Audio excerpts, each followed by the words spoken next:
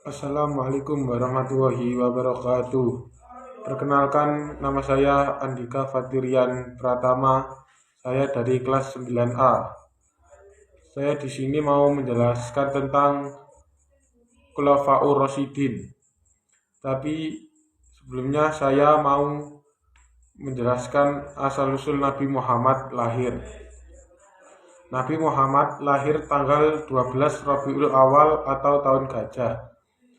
Tepatnya hari Senin di kota Mekah. Ayah Nabi Muhammad yang bernama Abdullah wafat ketika Nabi Muhammad umur 7 bulan dalam kandungan. Dalam usia 6 tahun, ibu Nabi Muhammad atau Siti Aminah wafat. 2 tahun kemudian, Muhammad kembali kehilangan seorang, yaitu kakeknya yang bernama Abdul Muthalib. Dan Muhammad tinggal bersama pamannya atau Abu Thalib. Nabi Muhammad wafat pada Senin 12 Rabiul Awal tahun 11 Hijriah. Setelah wafatnya Nabi Muhammad, berdirilah pertama, yaitu Khulafaur Rasyidin. Khulafaur Rasyidin. Khulafaur Rasyidin pertama yang setelah wafatnya Nabi Muhammad pada 632 Masehi. Ada Khalifah Abu Bakar As-Siddiq, Umar bin Khattab, Utsman bin Affan, dan Ali bin Abi Thalib. Pada masa pemerintahan Abu Bakar terjadi perang Riddan atau perang melawan kemurtadaan untuk mengatasi perpecahan yang terjadi setelah Nabi Muhammad wafat. Ketika Abu Bakar digantikan Umar bin Khattab, Islam mengalami kemajuan yang sangat pesat. Di masa kepemimpinan Ali menghadapi pemberontakan Tainan, Zubair, dan Aisyah karena tidak mau menghukum pembunuh Utsman di akhir pemerintahan. Umat terpecah 3 golongan dan Ali terbunuh. Wafatnya Ali menandai berakhirnya Khulafaur Rasyidin. B. Dinasti Umayyah. Kekhalifahan ini berdiri setelah Ali meninggal. Bani Umayyah bertahan 3 abad, dibagi 2 periode, antara 661 sampai 750, dengan pusat Damaskus. Kedua, umat terpecah 3 golongan dan Ali terbunuh. Wafatnya Ali menandai berakhirnya Khulafaur Rasyidin. B. Dinasti Umayyah. Kekhalifahan ini berdiri setelah Ali meninggal.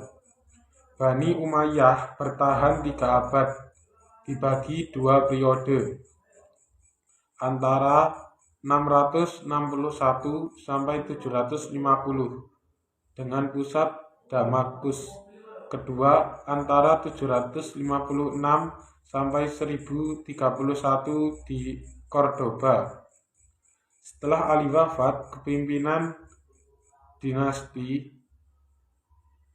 dilanjutkan putranya, yaitu yang bernama Hasan.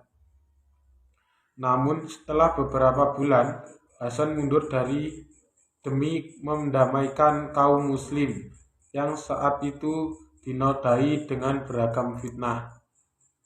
Hasan memilih berdamai dengan menyerahkan kepemimpinan pada Muawiyah.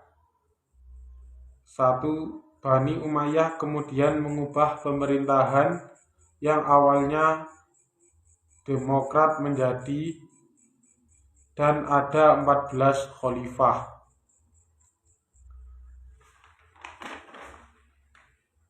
C. Daulah Abbasiyah. Kekhalifahan kedua yang berkuasa pada masa 750 sampai 1258 Masehi, selama 5 abad dengan 12 khalifah.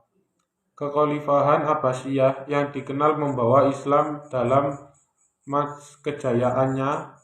Daulah ini berkembang pesat hingga menjadikan daulah Islam sebagai pusat pengetahuan dunia. Setelah berkuasa lama, daulah ini mengalami kemunduran berikut faktornya. Luas dari wilayah kekuasaan Daulah Abbasiyah, adanya profesionalisasi dan keuangan negara sulit.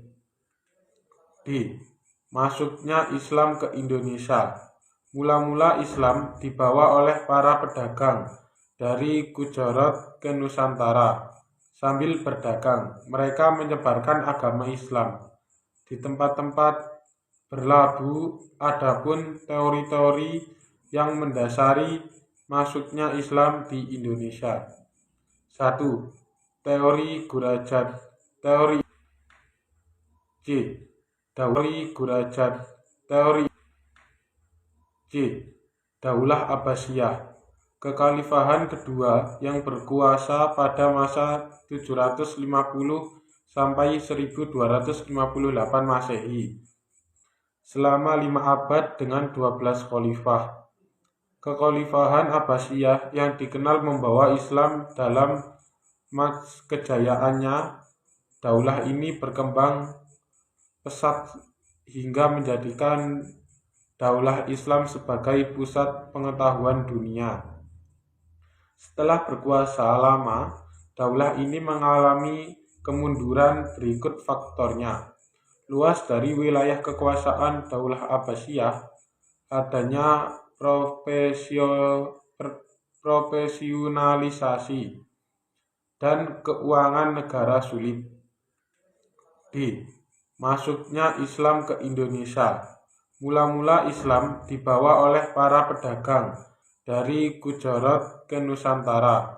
Sambil berdagang, mereka menyebarkan agama Islam di tempat-tempat berlabuh. Adapun teori-teori yang mendasari masuknya Islam di Indonesia.